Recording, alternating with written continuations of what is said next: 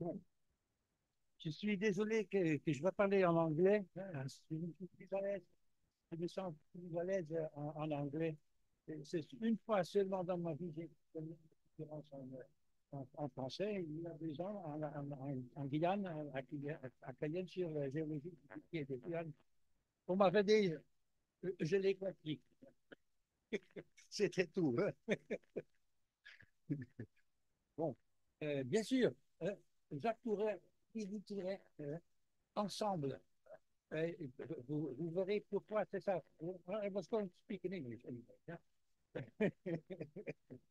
Sorry. So, this is in Les Aiguilles, 2 years ago at the reunion of the International Commission of the History of Geology, and Jacques Tourret had invited me to come there and to um, uh, represent the Netherlands because he was the representative of the Netherlands until that moment.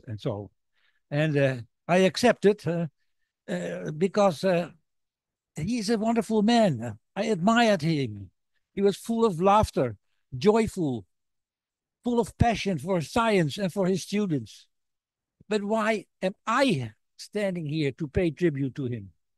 Why did he pick me to be his successor as a representative of the Netherlands in the commission? I wasn't his student. I was nor his colleague. When I was working for my PhD on granulites in Suriname, he invited me to have a look at the fluid inclusions, which was his specialization. I will explain later. But I didn't. My contract was finishing and I had no job. Later in my career, I worked on Granvillian granulites in the Colombian Andes in Rodinia times. That is 1 billion years ago. And they were laying close at that time to his beloved Rogaland in Norway, where he did his PhD work and so on. But still no fluent inclusions. I couldn't. So maybe he invited me because I wrote a few books, which hints to the history of geology, but he never explained to me why he chose me. He just told me to come to Les Aisies 2 years. I'm not going to spell out his whole career and his enormous accomplishments. There's enough you can find on the internet. There are many obituaries in memoriams. Moreover, last year you bestowed on him and his wife Lydie the first François Alain Berger Award for their contributions to the history of geology. Therefore, there is little I can tell you that you don't already know. Nevertheless, I'll try to make an attempt. I cherish his own account, how everything started. He published in 2014 in Geoscience Frontiers. There you can read about his infatuation with Norway, his first granulites, his first fluid inclusions. However, there's a curious hole in that account. He writes, I left Nancy in 1972 to spend few years in Paris and finally found my definitive place in Amsterdam in 1980. Absolutely nothing about those 8 years in Paris. And then I remembered something personal he said to me in the early 80s after a meeting of the Dutch National Science Committee, of which we were both a member. He said, I am happy I got the job in Amsterdam because I didn't want to live in the shade of Claude Allègre. And I understood. I didn't know him at that time better, but in the 70s were the years of the controversy about the eruption of La Soufrière in Guadeloupe in 1977. At that time, I lived in Suriname, but I had a subscription to Le Monde Hebdomadaire, and as a geologist interested in the geology of the whole Caribbean area, I avidly read the whole story about who was right, what would happen there with the eruption, whether Allègre was right or Tazieff. You all know this history, and you know Tazieff appeared to be right, but nevertheless, he was the one who lost his job. I understood Jacques. In Amsterdam, he was happy and successful. It helped that he was a gifted polyglot. He had already learned Norwegian before. When he was working for his PhD, he was living in a house with two unmarried sisters who only spoke Norwegian with a strong Rogaland accent. That story came to me from Jacques' former PhD student, Jan Martin Huizinga, now himself in Norway. And he got it from Jacques' Norwegian friend, Per Hegelia. So within a few months after his appointment in Amsterdam, he also started to speak crystal clear Dutch, though always with some charming fluid inclusions of Norwegian, English, and French. In Amsterdam, he developed a world famous. Can the next slide, yes?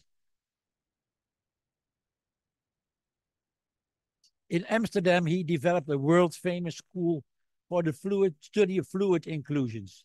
Jan Hendrik Huizinga remembers that in the 4 years he was working there for his PhD, Jacques received visitors from the United States, South Africa, China, Italy, Ireland, England, Austria, France, Norway, Belgium, Zambia, and Zimbabwe, and probably more countries, and always paid extensive attention to them and published extensively with them as well.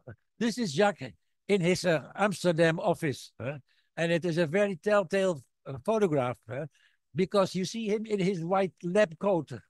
He always wore that when he was in Amsterdam in his laboratory.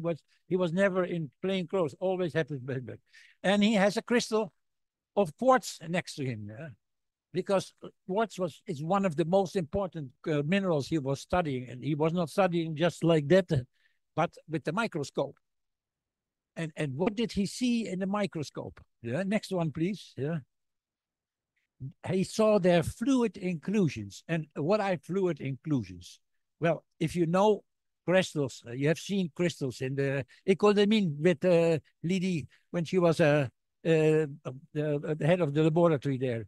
And but you have always to think, how does a crystal form? How it is possible that such a beautiful geometric form is formed in nature? It was why I started to study geology, because I thought, yeah, flowers are beautiful, animals are beautiful, but those shapes, how it's possible nature makes such beautiful shapes and such crystals and so durable for a long time and so on. But then you have to realize that for a crystal to grow, you need fluids. You need not only solid material, but the ions have to move to the crystal to be able to grow. So what kind of fluids are there? And that was difficult, of course, to realize that if you just look at the crystal, because if you look just at the crystal, you don't see those fluids. But if you look in the microscope, you see all kinds of little bubbles, petit bulles. You see here in the crystal. And if you look well, then you see there's also some fluid in it. And those fluids, they are so interesting. That is actually where Jacques Tourret got his fame from the fluids that were in those fluid inclusions. That's what they are called. And sometimes they have a lot of sodium in them, and then you know, well, has been some seawater around, and sometimes you find also salt crystals in them, but sometimes also you find gases. Or just water, or different things you can find there. But they tell a part of the history. And it is so important because those quartz crystals are often come together with beautiful but important also minerals like gold or like copper. And all those different ores that we use for our excavations, for the energy transition, and so they often are being found in those quartz veins. So also, if we study those fluids, we can understand where the gold comes from. In Suriname, we have a lot of gold, and they don't look so much at the rocks; they look at the quartz and then the inclusions that are there. So that was actually a major achievement that he started to study this, and nobody did that at that time so much. He was keenly interested in the history of geology of the Netherlands. Next one, please. Yeah. One focus of interest was Taylor's Museum in Haarlem. the oldest museum of the Netherlands from the 18th century. Lidi was working there as a researcher. He also took his students there to show them the famous mineral collection. You can see it here. This is the mineral collection here. And also a sample from the top of the Mont Blanc. The top of the Mont Blanc is in Holland, collected there by Horace Benedict de Saussure in 1787. So if you want to go to the top of the Mont Blanc, don't go there to the frontier, but go to Haarlem to look at the yeah, next one. This is Jacques and Lidi's house in Haarlem, the Regentesselaan 1. I live myself in Haarlem, so I did. Last week I was there and I said, I want to have a look where it is. And it is, well, it's a very nice house. You are a daughter? Yes, yeah. I saw you looking and smiling so nicely. I think you must recognize it some way or another. Okay, so but it's still there. It's autumn, so you can see the leaves are are falling from the trees, and that makes it a little bit easier to make a photograph. But he was living there. Lidi was living there, and you apparently also. I don't know exactly how the family was situated. Yes, and it is said that the house, that you know better than me, of course, that the house was full of quartz crystals. Next one. These are quartz crystals, and not just quartz crystals. I once gave a lecture at the Tylers Museum about a subject where I was interested in, and so.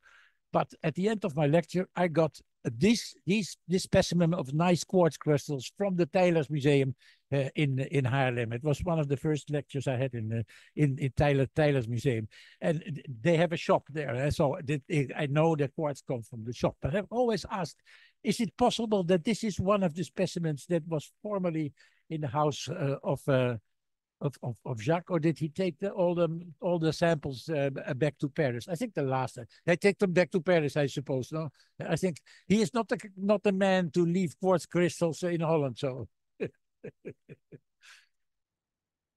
a major contribution to the history of the geology in the Netherlands was the book Dutch Pioneers of Earth Sciences, edited by Jacques Tourret and Robert Visser, and published by the Royal Netherlands Academy of Arts and Sciences, of which he was a proud member.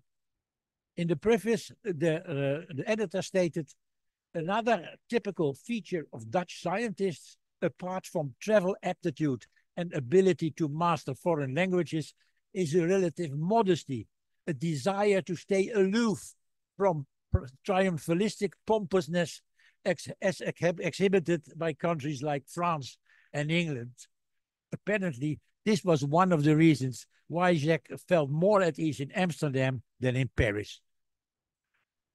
The book had, among others, a chapter by famous quaternary palynologist Waldo Zagwijn about the Dutch contemporary of James Hutton, a chapter by petrologist and poet Emile Dentex about Neptunists and Plutonists in the Netherlands, and a chapter by Freek van Veen, my predecessor at Delft University, on Wijnand Staring, the foremost geology of the Netherlands in the 19th century, who also plays an important role in my book on Friedrich Volz in Suriname. Next one, please. One back. Yeah. The most important, this is the book, you see it here, edited by Jacques Tourret and Robert Visser. The most important contributions in the book are by Lidi Tourret and by Jacques himself. Lidi had received a Dutch grant to study the unique collection of 569 pear wood crystal models by René Just-Howy. She had discovered in Tylers Museum. Nobody knew they were there, and she found them and so on. It was the only almost complete collection of models that has survived the centuries without changes and still had Howy's original labels on them. You can see them here. This is from the picture from the book. That are the labels from Howy on them and so. Martinus van Marem, then director of the Tylers Museum, had acquired the complete collection in 1804. Jacques had always insisted to give credit to his predecessors and his colleagues. He once became very angry when a guest lecturer failed to mention the name of Clocchiatti in his talk. He was not like Howy, because how he adroitly tried to conceal the fact that he borrowed his ideas about the molecule intégrante from the Swedish mineralogist Torben Bergman, as Liddy writes in her chapter. That sense of justice also explains Jacques' drive to delve into the history of fluid inclusions research and dedicate his chapter in the book to Hermann Vogelsang. And it deserves to be, Vogelsang, he writes, deserves to be recognized as one of the founding fathers of modern microscopic mineralogy and petrology. Born in Germany in 1838, Vogelsang studied at Bonn University. There he became acquainted with Ferdinand Zirkel, a famous mineralogist, and he married his sister. And during a trip in the countryside in the Rhine Valley, they were encountered by Charles Henry Sorby, the British scientist who introduced the use of microscopic observation in thin sections. And while Sorby had concentrated on melt inclusions in volcanic rocks, Vogelsang became intrigued by the fluid inclusions in veins. Here you see a picture from a book by Vogelsang. Shortly after having won a scientific contest of the Dutch Learned Society Hollandse Maatschappij der Wetenschappen, Vogelsang was appointed in 1864 as the first professor of mineralogy and petrology at the Polytechnical School of Delft in the Netherlands, now Delft University of Technology. In a sense, he was also one of my predecessors at that university. There, he confirmed the hypothesis that the mysterious fluids in crystals discovered by Brewster in 1823 indeed consisted of CO2.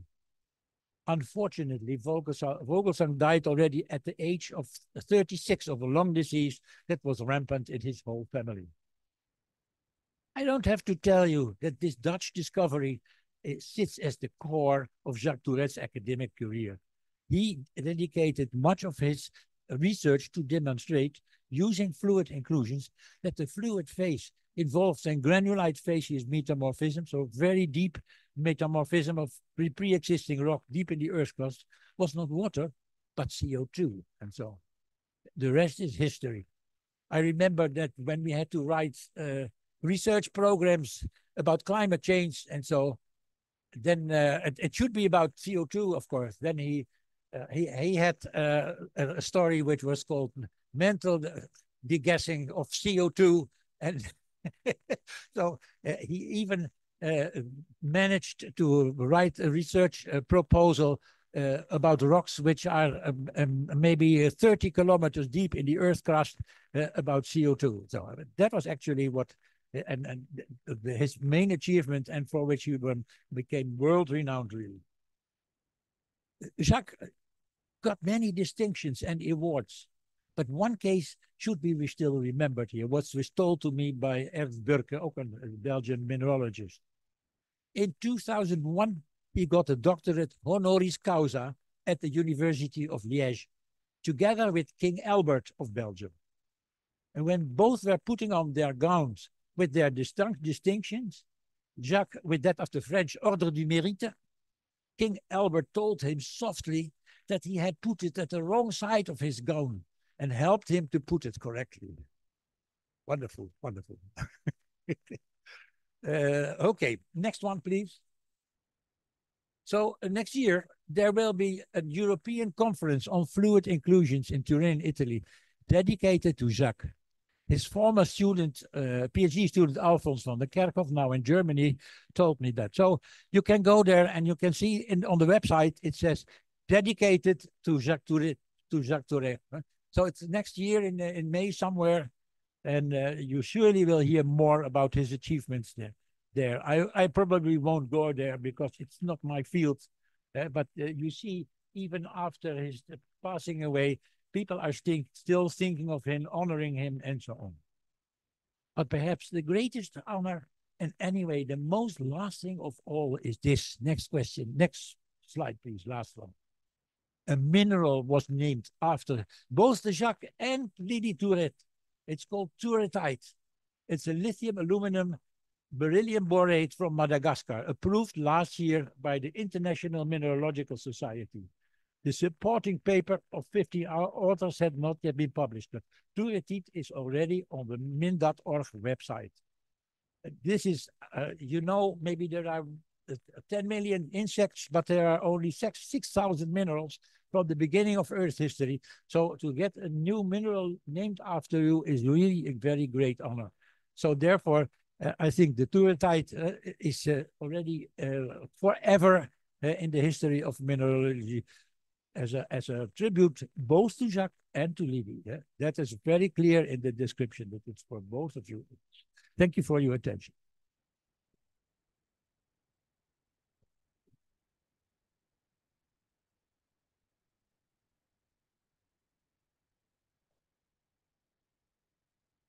Merci bien pour cette communication. On va enchaîner, puis on reprend un peu de temps après pour échanger. On va enchaîner si tu as la connect.